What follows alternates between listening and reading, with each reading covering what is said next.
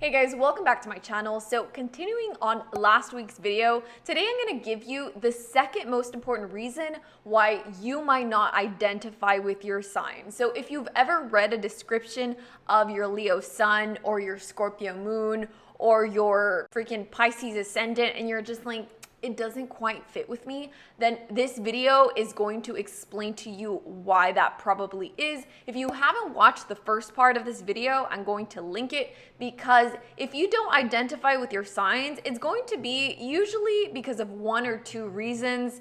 You don't have to switch to Sidereal if you don't identify. What you actually have to do is learn more astrology or get a professional chart reading. So the first thing you need to know is that your natal chart is an ecosystem. So even though it is just a still image of the sky the moment that you were born, the exact moment you took breath, that is the picture that your natal chart is displaying. But this chart is also sort of like an ecosystem. So you know how in the last video I talked about how aspects either see each other, whether they have sight, that means that they're in aspect, and if they can't see each other, then it means that they're reversed. And remember how I talked about how it's kind of like you're sitting at a dinner table.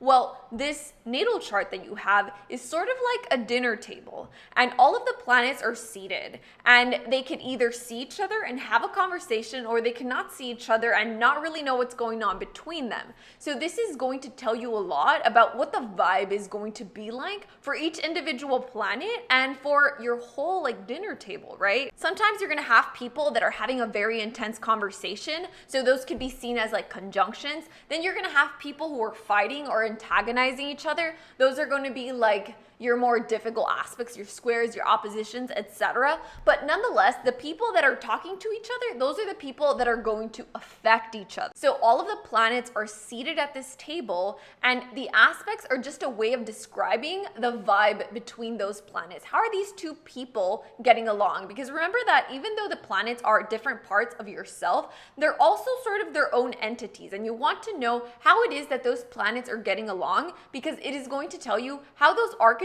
get along within yourself. So like certain people, when they walk in a room, certain planets are going to have more pull. They're going to have more of an effect on the rest of them. And these guys are going to be your outer planets. Those are the ones that are really going to modify the way that your personal planets are displayed. So as we said, certain planets are more influential than others. And that's when you're going to have a huge effect felt on, let's say, your sun, for example. So let's just imagine that the sun is this very flamboyant, confident, fabulous gay man. Let's just say he's a very flamboyant, expressive man, right? And he's at the dinner table and he's really funny and he's expressing himself. He could be who he is. He could be very feminine if he wants to be. That's who his personality tells him to be, right? That could be the sun. But let's just say right next to him, like sitting like elbow to him, is freaking Fidel Castro is sitting there. Fidel Castro could represent a Saturn sort of character. Fidel Castro sitting next to him. So maybe like the sun is gonna like turn over and just be like, oh my God, like I can't really like be myself here. Like I'm not feeling it anymore. And then let's just say that freaking Vladimir Putin comes and sits like right in front of him. Like, how is this guy going to feel? Like, how am I going to express myself in front of these people who don't really appreciate the way that I behave? They're going to be judging me. Like, do I really want to express myself?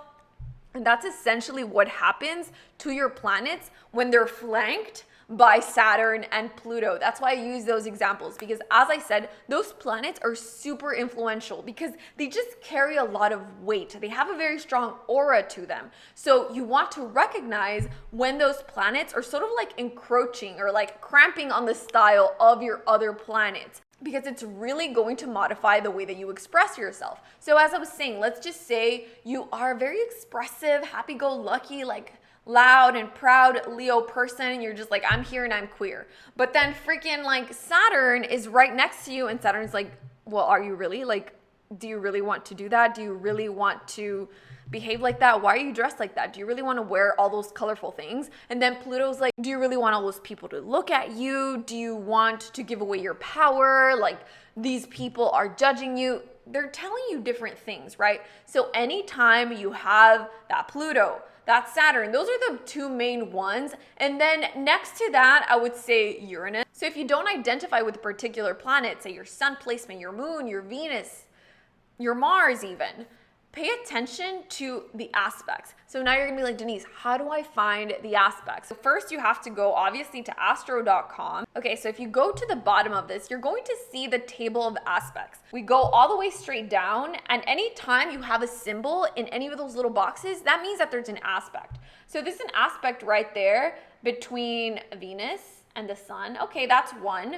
But if we keep going down, then we see down here, we have Uranus aspecting the sun. And remember what I said about Uranus. Uranus provides that electricity that makes you want to be more, be different, be bold, don't be like everybody else. That would be Uranus's effect. Then we could see that she has an aspect here between Saturn and the moon. And what did we say Saturn did? Saturn is going to be that judgmental voice that is going to keep you sort of under wraps. Saturn wants to bottle you. He rules constriction, restriction, rules, regulations. So if Saturn is an aspect to any of your personal planets, particularly any of your big three, then you're not going to identify with the pure sign of that planet or that placement. So if your ascendant has, let's just say your ascendant has, like for example, in Judy Garland's chart, we don't have to imagine, she has Pluto with her ascendant.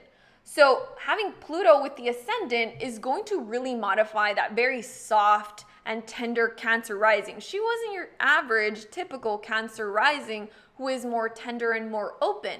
Having Pluto in the first house is really going to modify. If you're a person, you got Pluto in the first house, you're kind of like a Scorpio rising. And that was the case with Judy Garland. All of the planets are going to affect each other, but the ones that are most restrictive are going to be these bad boys right here. Saturn and Pluto. Saturn and Pluto are the most restrictive. They change the energy the most because they turn everything internal. They want to protect themselves.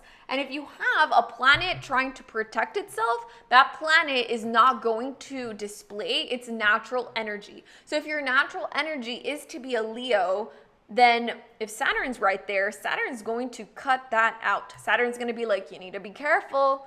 If you don't fit in, you're not going to be able to get a job. You need to be careful. Pluto is going to be like, you need to be careful. You can't give away your power because if not, people are going to take advantage of you. So pay attention to this. The planets are all interacting with each other. It's an ecosystem. It's not just a flat picture, right? Everything was in movement. And the way that those planets were interacting with each other is the way that they're going to interact within you. How those aspects of yourself are going to interact with each other. And this is going to affect the way that you display your energy, okay? So if you like this video, make sure you give me a thumbs up. If you want to learn more about how to interpret your chart, if you want to get to know yourself a bit better, obviously, you can get a reading done from me, go to my website, or I'm going to continue making these videos because I'm really on a roll and I'm very passionate about teaching people how to interpret their own charts, how to get the most out of their charts. If you want to learn what you can do about aspects, let me know in the comments that you're interested, how to work, how to troubleshoot your aspects.